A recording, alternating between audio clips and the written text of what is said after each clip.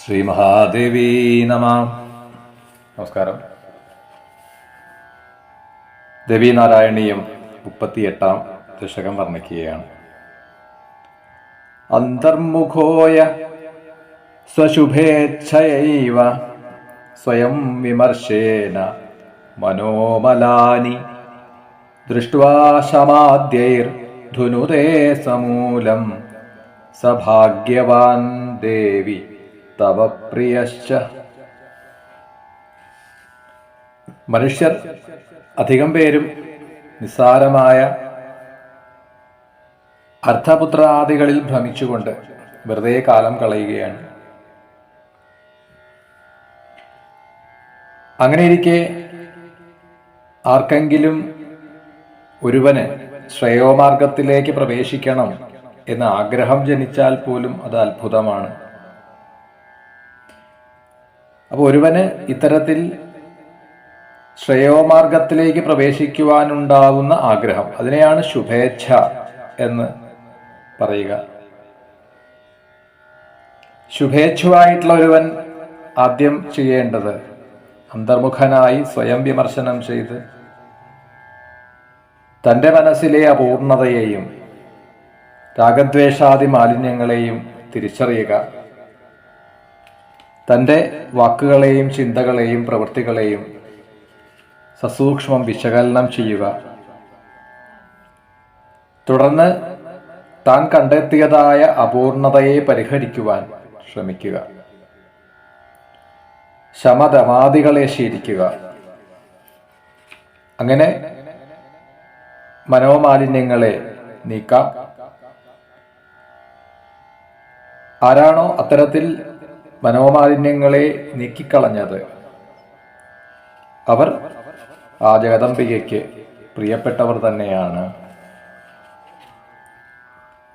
നവേദശാസ്ത്രാധ്യയനേന തീർത്ഥസംസേവയാ ദാനതപോഹൃതൈർവ ശുദ്ധിം മനോയാതി തവ സ്മൃതേസ്തത് വൈശദ്യമാദർശവതേതി മാത. ഒരുവന് അന്തർമുഖത്വമോ സ്വയം വിമർശിക്കുവാനുള്ള ബുദ്ധിയോ ഇല്ലാതെ മനോമാലിന്യം നീക്കാൻ കഴിയില്ല. ഇപ്പൊ പുണ്യകർമ്മങ്ങൾ ചെയ്യുന്നു എന്ന വിചാരത്തോടുകൂടി താൻ ചെയ്യുന്നത് സൽക്കർമ്മമാണ് എന്ന ചിന്തയോടെ തീർത്ഥസ്നാനം, ദാനം, വ്രതാനുഷ്ഠാനങ്ങൾ ഇതൊക്കെ നാം ചെയ്യുന്നതായിട്ട് കാണാം. പക്ഷെ ഇതുകൊണ്ടൊന്നും തന്നെ മനോമാലിന്യം നീക്കാൻ കഴിയും എന്ന് ഉറപ്പിക്കാൻ പറ്റില്ല. വേദശാസ്ത്ര സിദ്ധാന്തങ്ങളെ പഠിച്ചാലും ഒരുപക്ഷെ മനോമാലിന്യം നീങ്ങി എന്ന് പറയാൻ കഴിയില്ല. അതിന് കാരണം ഒരുവന്റെ ഉള്ളിലെ രാഗദ്വേഷാദികളാകുന്ന രോഗങ്ങൾ അതിനെ വേണ്ടത്ര തിരിച്ചറിയുകയും അതിനു വേണ്ട ചികിത്സ ചെയ്യുന്നില്ല, അതിനു വേണ്ടതായ ഔഷധങ്ങളെ പ്രയോഗിക്കുന്നില്ല. എന്നാൽ നിരന്തരമായിട്ടുള്ള ഈശ്വരസ്മരണ, നിരന്തരമായിട്ടുള്ള ദേവീസ്മരണ ഒരുവന്റെ ആ മനോമാലിന്യത്തെ നീക്കുവാൻ സഹായകമായി തീരും. ദേവീധ്യാനം ചെയ്യവേ ആ പ്രകാശം, ആ ഒരു ചൈതന്യത്തിന്റെ പ്രകാശം ഉദിക്കുന്നതോടുകൂടി രാഗദ്വേഷാദികളാകുന്നതായ ആ അന്ധകാരം, ആ തമസ് നീങ്ങുക തന്നെ ചെയ്യും. അപ്പൊ ശുഭേച്ഛയുള്ള ഒരുവൻ യാന്ത്രികമായി കുറെ കർമ്മങ്ങൾ ചെയ്യുകയല്ല വേണ്ടത്. അന്തർമുഖനായി സ്വയം വിമർശിക്കുകയും സ്വയം വിമർശനം ചെയ്യുകയും ശമദമാദികളെ ശീലിക്കുകയും രവീഭജനം ചെയ്യുകയുമാണ് വേണ്ടത്.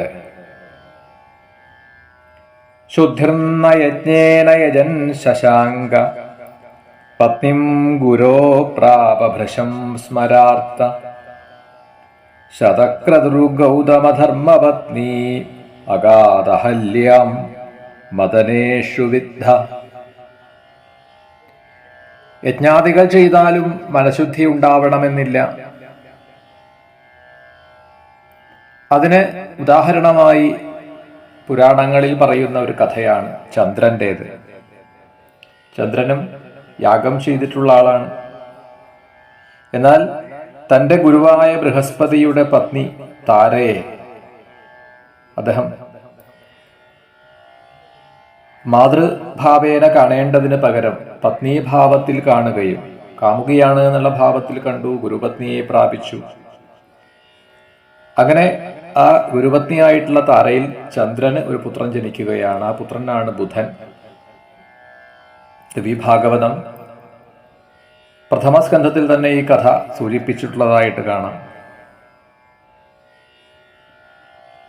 ദേവേന്ദ്രൻ 100 യാഗം ചെയ്തിട്ടുള്ള ആളാണ്. എന്നിരുന്നാലും അദ്ദേഹം ഗൗതമ പത്നിയായ അഹല്യയോട് സംഗമിച്ച കഥ, അത് രാമായണത്തിൽ പ്രസിദ്ധമായിട്ട് പറയുന്നതാണ്. പുരാണങ്ങളിലും അതിൻ്റെ സൂചന കാണാം. അപ്പോൾ യാഗാദികൾ ചെയ്തതുകൊണ്ട് ദേവ പദവിയിൽ എത്തിയിട്ടും ദേവന്മാരായിരുന്നിട്ടും ദേവേന്ദ്രനോ സോമനോ ഒന്നും ഈ കാമത്തെ ജയിക്കാൻ കഴിഞ്ഞില്ല എന്ന് കാണിച്ചു തരികയാണ്. സവിഘ്നകാരി തപസാം മുനീനാം ഗതസ്പൃഹം യോഗിവരം പ്രശാന്തം ഹാ വിശ്വരൂപം പവിനാജഘാന ന കിഞ്ചനാകാര്യമധർമ്മബുദ്ധേ. 100 യാഗം ചെയ്ത ദേവേന്ദ്രന്റെ മനസ്സിൽ കാമം മാത്രമല്ല, ഈർഷ്യയും അസൂയയും എല്ലാം നിറഞ്ഞു നിൽക്കുന്നു. ഭൂമിയിൽ മനുഷ്യർ ചെയ്യുന്ന സൽക്കർമ്മങ്ങളെ മുടക്കുവാൻ ഇന്ദ്രൻ ശ്രമിക്കുന്നതായി പല പുരാണ കഥകളും നമുക്ക് കാണാൻ കഴിയും. ദേവേന്ദ്രൻ തന്നെ നരനാരായണ ഋഷീശ്വരന്മാരുടെ തപസ് മുടക്കാൻ ശ്രമിച്ചതായ കഥ ദേവി ഭാഗവതത്തിൽ വർണ്ണിക്കുന്നതായി കാണാം. യാതൊന്നും ആഗ്രഹിക്കാത്തതായ വിശ്വരൂപൻ ഏകാന്തത്തിൽ തപസ്സനുഷ്ഠിച്ചു കൊണ്ടിരിക്കവേ ദേവേന്ദ്രൻ ഒരു കാരണവും കൂടാതെ ആ വിശ്വരൂപന്റെ ശിരച്ഛേദം ചെയ്തു. അപ്പോൾ ഒരുവന്റെ ബുദ്ധി അധർമ്മങ്ങളിൽ പ്രവർത്തിക്കാൻ തുടങ്ങിയാൽ അവൻ എന്തും ചെയ്യും. അവന് ചെയ്യരുതാത്തതായി അതൊന്നുമില്ല. എന്തും ചെയ്യാം, എന്തും പറയാം. അപ്പൊ ഇത്രയൊക്കെ ഉയർന്ന പദവിയിൽ എത്തിയിട്ടും ഇന്ദ്രന് 100 കണക്കിന് യാഗങ്ങൾ ചെയ്തവനായിരുന്നിട്ടും അദ്ദേഹത്തിന്റെ മനസ്സിൽ കാപക്രോധാദികൾ, മതമത്സരാദികൾ അവശേഷിച്ചിരുന്നു എന്ന് കാണിക്കുകയാണ്. മുണരു വസിഷ്ഠ ഖലു തീർത്ഥസേവി തപോനിധിർഗാധിസുതശ്ച കോപാൽ ഉഭൗമിധ ശേപതുരാടിഭാവം പ്രാപ്ത കിലൈകോ ഭഗതാം പരശ്ച. യജ്ഞങ്ങളെ കൊണ്ട് മാത്രം മനസ്സ് ശുദ്ധമാവില്ല എന്ന് മുൻപ് പറഞ്ഞ ഉദാഹരണം, തീർത്ഥാടനം കൊണ്ട് മനഃശുദ്ധി ഉണ്ടാവണമെന്നില്ല. അതിന് മറ്റൊരു ഉദാഹരണം പറയുകയാണ്. ഗംഗാതീരത്ത് തന്നെ വസിക്കുന്ന ഒരു മഹാത്മാവാണ് വസിഷ്ഠൻ. സൂര്യവംശത്തിന്റെ കുലഗുരുവാണ്. ഗംഗാതീരത്ത് വസിച്ചുകൊണ്ട് ഗംഗാജലത്തിൽ എന്നും സ്നാനം ചെയ്യുന്ന അദ്ദേഹം, ഗംഗാജലം തന്നെ പാനം ചെയ്യുന്ന അദ്ദേഹം, എന്നിട്ടും ആ വസിഷ്ഠന്റെ രാഗദ്വേഷങ്ങളെ നീങ്ങിയിട്ടില്ല. അതുകൊണ്ടാണ് അദ്ദേഹത്തിന് വിശ്വാമിത്രനുമായി കലഹിക്കേണ്ടി വന്നത്. വിശ്വാമിത്രനും അതേപോലെ തപസ്സനുഷ്ഠിച്ച,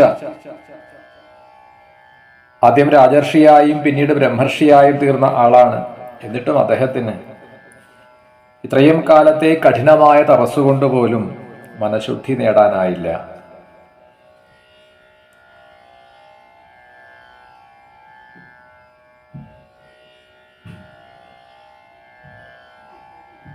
ഒരിക്കൽ വിശ്വാമിത്രൻ സൂര്യവംശത്തിലെ രാജാവായിട്ടുള്ള സത്യവ്രതനെ ഉടലോടുകൂടി സ്വർഗത്തിലയക്കാൻ പരിശ്രമിച്ചു. ഇവിടെ ആ സത്യവ്രതന് ശാപം കൊടുത്ത ആളാണ് വസിഷ്ഠൻ. അപ്പോൾ ആ രാജാവിനെ വിശ്വാമിത്രൻ തന്റെ തപോബലം കൊണ്ട് സ്വർഗത്തിലേക്ക് അയച്ചു. അതിനാൽ വസിഷ്ഠനും വിശ്വാമിത്രനും തമ്മിലുള്ള മത്സരം അവിടെ തുടങ്ങുകയാണ്. സത്യവ്രതന്റെ പുത്രനായിട്ടുള്ള സത്യവ്രതൻ അഥവാ ത്രിശങ്കു എന്നറിയപ്പെട്ട രാജാവിന്റെ പുത്രനായിരുന്നു ഹരിശ്ചന്ദ്രൻ. അദ്ദേഹം വസിഷ്ഠന് വളരെ പ്രിയപ്പെട്ടവനായിരുന്നു. ആ ഹരിശ്ചന്ദ്രന്റെ പേരിൽ വസിഷ്ഠനും വിശ്വാമിത്രനും തമ്മിൽ ഒരു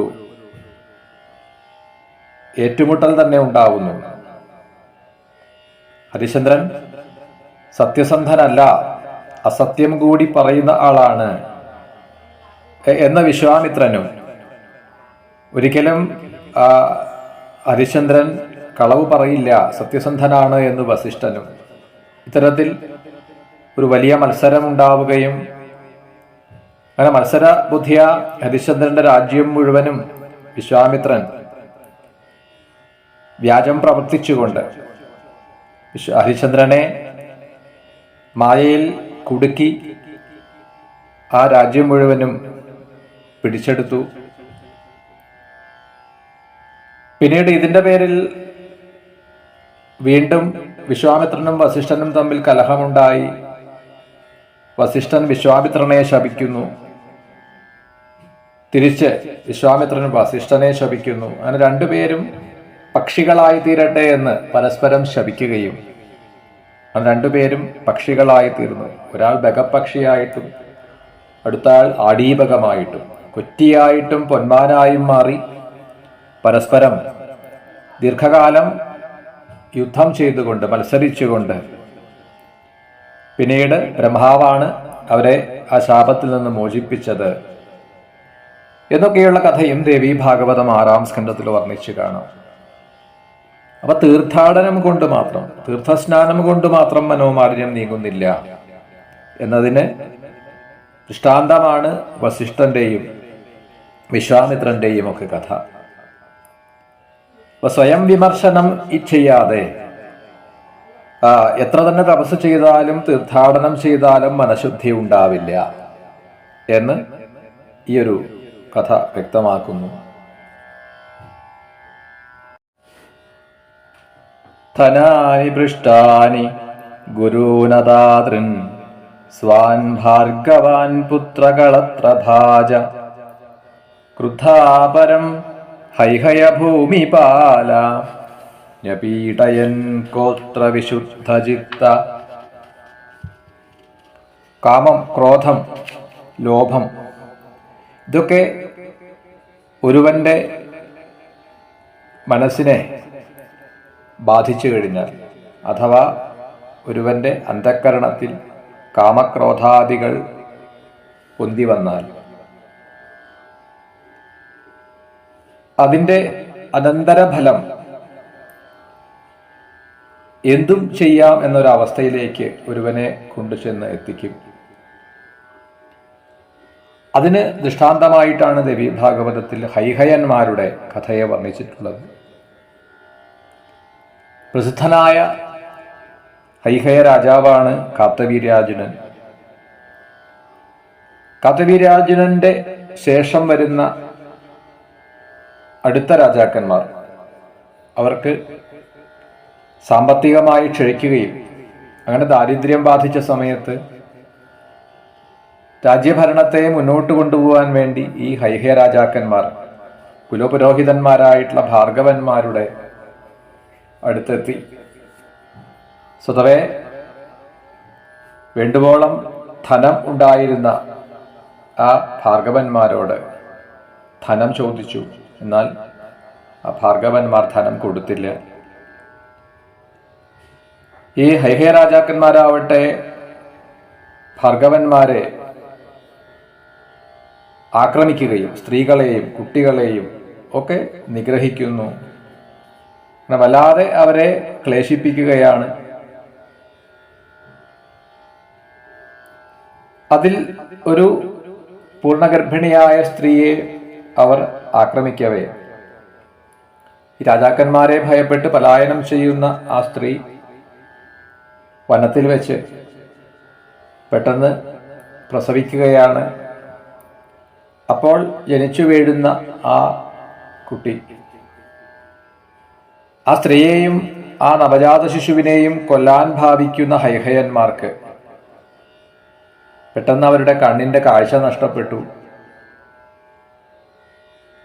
എല്ലാവർക്കും ഒരേ സമയം ഈ കാഴ്ചശക്തി നഷ്ടപ്പെടുന്ന ആ ഒരു അവസരത്തിൽ അവർക്ക് ബോധ്യമായി, ഞങ്ങൾ ചെയ്തത് തെറ്റാണ്, ഞങ്ങൾ ചെയ്ത പാപകർമ്മത്തിന്റെ ഫലമാണ് ഇത്തരത്തിലൊക്കെ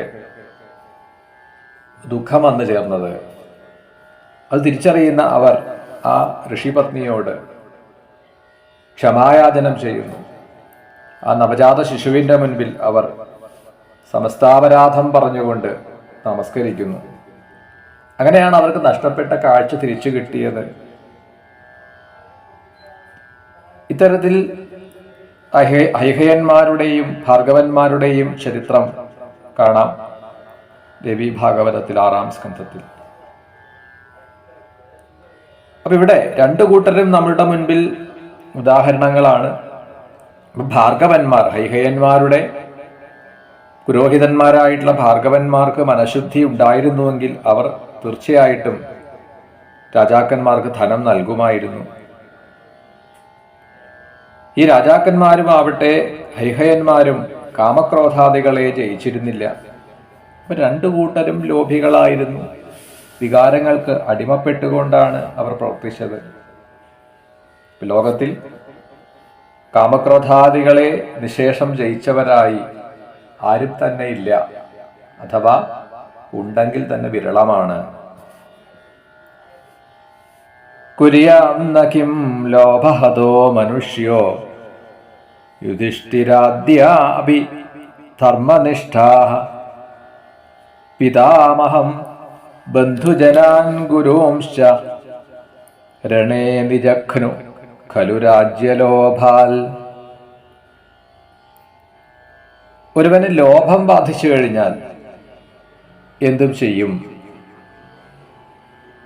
സ്നേഹബന്ധങ്ങൾ അറ്റുപോകുന്നു. എത്ര ധർമ്മിഷ്ഠന്മാരാണെങ്കിൽ കൂടി ആ ധർമ്മത്തെ ഉപേക്ഷിക്കുന്നു, ധർമ്മത്തെ മറക്കുന്നു. അതിന് ദൃഷ്ടാന്തമായി രവിഭാഗവതത്തിൽ പറഞ്ഞത് പാണ്ഡവരുടെ കഥയാണ്. കുരുക്ഷേത്ര യുദ്ധം നടന്നത് ലോഭത്തിന്റെ യുധിഷ്ഠിരാദികൾ ആയിരുന്നു. പക്ഷേ ലോഭം കൊണ്ട് അവർ ധർമ്മത്തെ മറന്നു. ഭീഷ്മർ അവരുടെ പിതാമഹനായിരുന്നു. ദ്രോണാചാര്യർ അവരുടെയും ഗുരുനാഥനാണ്. ദുര്യോധനാദികൾ പാണ്ഡവർക്ക് സഹോദരന്മാരാണ്. ഇവരെല്ലാം നിഗ്രഹിക്കപ്പെടുന്നു യുദ്ധത്തിൽ. ലോഭം കൊണ്ട് ആർക്കും എന്തും ചെയ്യാൻ മടിയില്ലാതെയാകും. കൃഷ്ണോപദിഷ്ടോ ജനമേജയസ്തു ശുദ്ധാന്തരംഗപിതരം മഖേന പരീക്ഷിതം പാപവിമുക്തമാര്യം വിധായതേ പ്രാപയതി സ്മലോകം. പാണ്ഡവരെ ലോഭം ബാധിച്ചിരുന്നുവെങ്കിലും അവരുടെ പിൻഗാമിയായി വന്ന പരീക്ഷിത്ത് അദ്ദേഹം ലോഭിയായിരുന്നില്ല. എന്നിരുന്നാലും പ്രാരബ്ധവശാൽ ഒരിക്കൽ നായാട്ടിനിടയിൽ പരീക്ഷിത്തിന് ഒരു മഹർഷിയെ അപമാനിക്കേണ്ടതായി വന്നു. തുടർന്ന് ഋഷികുമാരന്റെ ശാപം ഏറ്റുവാങ്ങുകയാണ് പരീക്ഷിത്ത്. തക്ഷക ദംശനമേറ്റിട്ടാണ് പരീക്ഷത്തിന് ദേഹത്യാഗം സംഭവിച്ചത്. അതിന് തക്ഷക ദംശനമേറ്റ് മരിക്കുന്നതായ പരീക്ഷിത്ത് അദ്ദേഹത്തിന്റെ പുത്രനായിട്ടുള്ള ജനമേജയനാവട്ടെ ഈ പരീക്ഷത്തിന്റെ മരണം, തൻ്റെ അച്ഛന്റെ മരണം അത് ദുർമരണമാണ് എന്നും അതുകൊണ്ട് തന്നെ പരീക്ഷത്തിന് സദ്ഗതി ഉണ്ടായിട്ടില്ല എന്നൊക്കെയുള്ള വിചാരം ജനമേജയനെ വല്ലാതെ അലട്ടുകയാണ്. വേദവ്യാസ മഹർഷിയിൽ നിന്നും ജനമേജയൻ ദേവീ മഹിമയെ കേൾക്കുകയും കാമലോഭാദികളുടെ ദോഷമെന്ത് എന്ന് വേദവ്യാസ മഹർഷി ജനമേജയനെ ബോധിപ്പിച്ചു. അങ്ങനെയാണ് ജനമേജയൻ ദേവീപ്രീത്യർത്ഥമായിട്ടുള്ള യജ്ഞം, അംബായജ്ഞം ചെയ്തു. അതിന്റെ പൂർത്തീകരണ വേളയിൽ ആ ജനമേജയന് തൻ്റെ അച്ഛന് സദ്ഗതി കിട്ടി എന്നുള്ള ഒരു നല്ല വാർത്തയെ കേൾക്കാൻ കഴിഞ്ഞു. ഇപ്പൊ കാമക്രോധാദി മനോമാലിന്യങ്ങൾ ഒട്ടും ബാധിക്കാതെ ശുദ്ധ ബുദ്ധിയോടുകൂടി ശുദ്ധ മനസ്സോടുകൂടി ദേവീ പ്രീത്യർത്ഥമായി ചെയ്യുന്ന ഏതൊരു കർമ്മവും സഫലമായി തീരും. യജ്ഞവും തീർത്ഥാടനവും വ്രതങ്ങളും എല്ലാം സഫലമായി തീരും. ഇതെല്ലാം അശുദ്ധ മനസ്സോടു കൂടിയിട്ടാണ് എങ്കിൽ വിഫലമായി തീരും. പണ്ഡവർ കുദ്രവ്യം കൊണ്ട്, ശുദ്ധമല്ലാത്തതായ ദ്രവ്യം കൊണ്ട്, ധനം കൊണ്ട് ആഡംബരപൂർവം ചെയ്ത രാജസൂയം വിഫലമായി. എന്നാൽ ആ പാണ്ഡവ പരമ്പരയിൽ ജനമേജയൻ ശുദ്ധ മനസ്സോടുകൂടി ലളിതമായി ചെയ്ത ദേവീ യജ്ഞം, ആ അംബായജ്ഞം സഫലമായി തീർന്നു. മനസ്സിന്റെ പരിശുദ്ധിയാണ് ഇവിടെയും പ്രധാനമെന്ന് കാണിക്കുകയാണ്. സദാ സദാചാരരതോ വിവിക്തേ ദേശേ നിഷണ്ണശ്ചരണാംബുജേ തേ ധ്യായന്നജശ്രം നിജവാസനായോ നിമാർഷ്ടി സത്വന്മയതാമുപൈതി.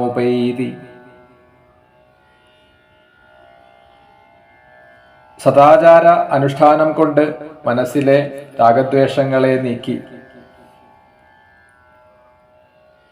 ഏകാന്തത്തിലിരുന്നു കൊണ്ട് സ്വയം വിമർശിച്ചുകൊണ്ട് തൻ്റെ അപൂർണതകളെ എന്തെന്ന് കണ്ടെത്തുകയും അങ്ങനെ ആ ദോഷങ്ങൾ എന്തൊക്കെയെന്ന് അറിഞ്ഞ് സത്കർമ്മ അനുഷ്ഠാനങ്ങളിൽ കൂടിയിട്ട് അവയെല്ലാം തുടച്ചു നീക്കുക. അങ്ങനെ മുൻപ് ചെയ്തതായ ദുഷ്കർമ്മങ്ങൾ, കർമ്മദോഷങ്ങൾ, അതിൻ്റെ വാസനകൾ അതെല്ലാം ദൂരീകരിച്ച് ശുദ്ധനായി തീർന്ന് അത്തരത്തിൽ ആ മനഃശുദ്ധിയെ നേടുകയും വേണ്ടതുപോലെ ഭഗവത് ആരാധനയും ചെയ്യുന്ന ഒരുവന് സായുജ്യം ലഭിക്കും. ജ്ഞാനം ന ഭക്തിർന തപോ നയോഗ ബുദ്ധി നമേ ചിത്തജയോപി മാത അന്ധം തമോഹം പ്രവിശാമി മൃത്യോഃ സമുദ്ധരേമം വരദേ നമസ്തേ. ഇവിടെ സ്തോത്രകാരൻ പ്രാർത്ഥിക്കുകയാണ്, മനഃശുദ്ധി എനിക്കില്ല, ഭക്തിയില്ല, ജ്ഞാനമില്ല, അന്ധതാമിശ്രം എന്ന നരകത്തിൽ ഞാൻ വീഴാറായി എന്ന് കരുതുകയാണ്. അതിലേക്ക് വീഴും മുൻപ്, ആ അന്ധതാമിശ്ര നരകത്തിലേക്ക് വീഴും മുൻപ് എന്നെ ദേവി അവിടുന്ന് കരകയറ്റിയാലും എന്ന പ്രാർത്ഥനയോട് കൂട്ടിയിട്ടാണ് 38-ാം ദശകത്തെ സമർപ്പിക്കുന്നത്. ശ്രീ മഹാദേവി നമഃ.